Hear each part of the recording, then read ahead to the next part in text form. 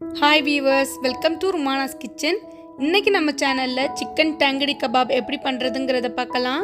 Chicken டாங்கடி kebab பண்றதுக்கு இன்னைக்கு நான் லெக் பீஸ் எடுத்து வச்சிருக்கேன். சோ இந்த லெக் பீஸை பாத்தீங்கன்னா இந்த மாதிரி டீப் கட் போட்டு வச்சுக்கோங்க. அப்பதான் மசாலாலாம் நல்லா பிடிக்கும்.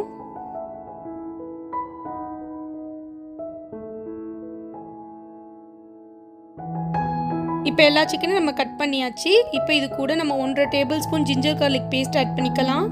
அது கூட 2 டேபிள்ஸ்பூன் லெமன் ஜூஸ் ஆட் பண்ணிக்கலாம். 1/2 டீஸ்பூன் மஞ்சள்தூள், 1/2 tablespoon Kashmiri red chilli powder சேர்த்துக்கலாம். இது கலருக்காக தான் சேர்த்துருக்கேன். உங்கள்கிட்ட காஷ்மீரி ரெட் சில்லி பவுடர் இல்லைன்னா நார்மல் ரெட் சில்லி பவுடர் சேர்த்துக்கோங்க. தேவையான அளவு உப்பு ஆட் பண்ணிக்கலாம். இப்போ இது எல்லாத்தையும் நம்ம நல்லா மிக்ஸ் பண்ணி விட்டுடலாம். இப்போ சிக்கனில் மசாலா நல்லா மிக்ஸ் ஆகிடுச்சு. இப்போ இதை ஒரு 1/2 hour வந்து நம்ம மூடி வச்சிடலாம். 1 கப் தயிரை இந்த மாதிரி வடியில் சேர்த்து ஒரு 1/2 hour வச்சுருங்க. அதுக்கப்புறம் பார்த்தீங்கன்னா இதில் உள்ள தண்ணிலாம் வடிஞ்சதுக்கப்புறமா நம்மளுக்கு நல்ல திக்கான தயிராக கிடைக்கும். இந்த ரெசிபிக்கு நம்மளுக்கு திக்கான தயிர் தான் தேவை. இந்த மாதிரி பண்ணும்போது நம்மளுக்கு தயிரில் உள்ள தண்ணிலாம் வடிஞ்சு நம்மளுக்கு திக்காக கிடைக்கும். இப்போ பாருங்கள், ஒரு 1/2 மணி நேரம் ஆயிடுச்சு. நம்ம மேரினேட் பண்ணி வச்ச சிக்கனோட நம்ம தயிரை சேர்த்துடலாம். இப்போ இந்த தயிரை பாருங்கள், நம்ம வடிய வச்சுருந்தோம். அதில் நல்லா இவ்வளோ தண்ணி நம்மளுக்கு வந்திருக்கு. இப்போ தயிர் நம்மளுக்கு நல்லா திக்காக கிடச்சிருக்கு. இப்போ இந்த தயிரை நம்ம இந்த பவுலில் சேர்த்துடலாம். ஒரு 1/2 டேபிள்ஸ்பூன் சீரகத்தூள் சேர்த்துக்கலாம். ஒரு 1/2 tablespoon pepper powder, 1/2 teaspoon chaat masala, 1 teaspoon Kashmiri red chilli powder, 1 tablespoon kasuri மேத்தியை நல்லா இந்த மாதிரி க்ரஷ் பண்ணி சேர்த்துக்கோங்க. இப்போ இது எல்லாத்தையும் நல்லா மிக்ஸ் பண்ணிக்கலாம். இப்போ இது கூட நம்ம மேரினேட் பண்ணி வச்சிருந்த சிக்கனை நம்ம சேர்த்துடலாம்.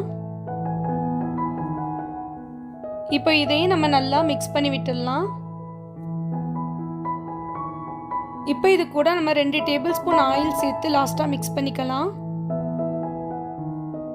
இப்போ எல்லாமே நல்லா மிக்ஸ் ஆகிடுச்சு. இப்போ இதை நம்ம மூடி போட்டு ஒரு 1 மணி நேரம் ஃப்ரிட்ஜில் வச்சு எடுத்துக்கலாம். இப்போ 1 மணி நேரம் ஆயிடுச்சு. ஃப்ரிட்ஜிலேருந்து வெளியில் எடுத்தாச்சு. பாருங்கள், சிக்கனோட மசாலா நல்லாவே கோட்டாக இருக்குது. இப்போ இதை நம்ம ஃப்ரை பண்ணி எடுத்துடலாம். இப்போ ஃப்ரையிங் பேனில் நம்ம ஷாலோ ஃப்ரை பண்ணுற அளவு ஆயில் சேர்த்துக்கலாம். இப்போ நம்ம மேரினேட் பண்ணி வச்சிருந்த சிக்கனை ஒன்று சேர்த்துக்கலாம். இப்போ எல்லா சிக்கனையும் சேர்த்தாச்சு. இதை நம்ம மீடியம் ஃப்ளேமில் வச்சு குக் பண்ணிக்கோங்க. ஒரு சைடு ஃப்ரை ஆனோன்னா இன்னொரு சைடு நம்ம திருப்பி விட்டுக்கலாம். இப்போ சிக்கன் நல்லா குக் ஆகிடுச்சு. இதை நம்ம பிளேட்டிங் பண்ணிடலாம்.